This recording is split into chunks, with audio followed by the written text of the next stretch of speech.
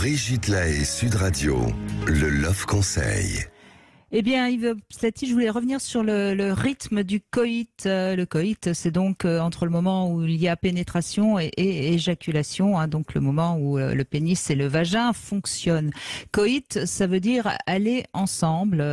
Donc, il faut bien penser que quelque part, il est mieux que les deux soient d'accord sur la vitesse, le rythme de ces allées et venues. Hein, et j'aime bien comparer ça à une danse. On a tendance à croire que c'est l'homme qui doit servir de guide. On a l'impression que c'est normal que ce soit lui qui serve donc de metteur en scène, si je puis dire, comme c'est souvent le cas dans un tango, une valse ou que sais-je. Mais le problème, c'est que dans le coït, il n'y a pas de musique qui nous permet de guider et de rester dans le même rythme. Et donc, il y a, en quelque sorte, il y a chacun dans sa tête, chaque partenaire a sa petite musique dans sa tête. Et il n'est pas rare qu'il y en ait un qui danse le slow alors que l'autre voudrait danser un tango. Et donc, c'est pas étonnant que le rapport sexuel soit pas toujours satisfaisant pour les deux partenaires.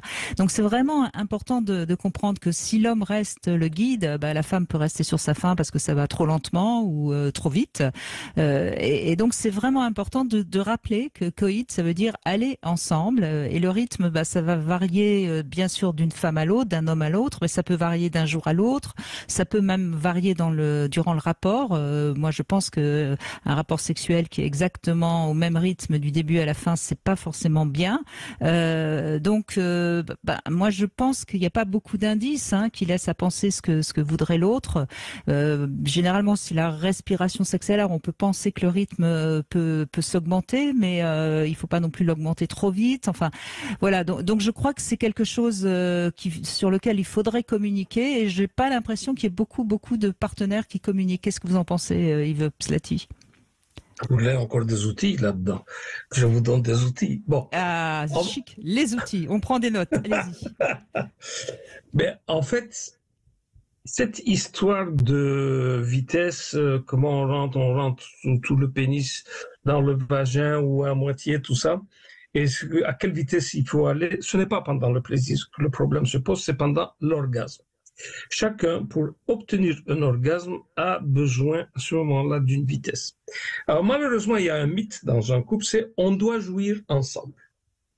Donc d'abord, première chose, on doit casser ce mythe-là. Qui est-ce qui vous dit qu'on doit jouir ensemble? Il n'est absolument pas obligé de jouir ensemble. Plutôt, oui, la femme doit jouir avant l'homme, parce que sinon, si l'homme a joui trop tôt, la femme on parle de la pénétration du coït. Pendant le coït, elle aura des difficultés pour jouir. Donc, qu'est-ce qu'on fait? Chacun a son rythme.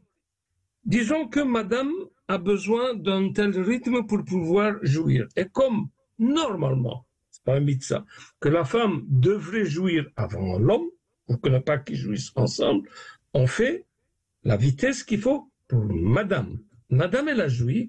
Après ça, c'est monsieur. S'il a envie de jouir, il prend sa vitesse à lui. Et là, il n'y a plus de problème. Donc, en fait, ce rythme-là survient souvent, c'est pour obtenir l'orgasme et non pas pour le désir, pour le plaisir. Pour le plaisir, en fait, il n'y a pas de rythme. Pour le plaisir, vous allez vite, vous allez lentement. Vous mettez toute votre verge à l'intérieur, une moitié de votre verge à l'intérieur. Donc, changez. Pourquoi il faut changer? Le fait de changer, c'est de varier. Alors, ça, c'est pour des femmes qui ont des difficultés à obtenir un orgasme. Pourquoi les femmes ont des difficultés à obtenir l'orgasme? La première raison, parce qu'elle veut tout contrôler. Donc, elle veut contrôler son orgasme. Alors, la meilleure chose pour un homme, c'est déstabiliser la femme. Déstabiliser la femme, c'est-à-dire qu'à un moment donné, elle est tellement déstabilisée qu'elle ne peut pas contrôler. Elle craque. À ce moment-là, il y a un lâcher-prise. À ce moment-là, elle peut jouir. Alors, comment la déstabiliser? Justement en changeant sans arrêt de rythme. En changeant de rythme, donc elle n'arrive pas à contrôler. Il y a un lâcher-prise à ce moment-là et elle jouit. Après ça, l'homme, il fait comme il veut. Il prend le rythme comme il veut sans lui faire mal, évidemment. Donc, c'est pas des coups de boutoir comme ça. Vous donnez à une femme des coups de boutoir, dans le lit, elle va reculer, elle va se taper la tête au bord du lit. Donc, c'est pas ça qu'il faut faire, bien évidemment. Mais si un homme a besoin d'un certain rythme, après qu'il prenne ce rythme-là. Voilà mon conseil. Très bien. Eh ben merci Yves Pslati, comme toujours. Hein, vous êtes précis et vous donnez des détails qui peuvent aider tous ceux qui nous écoutent.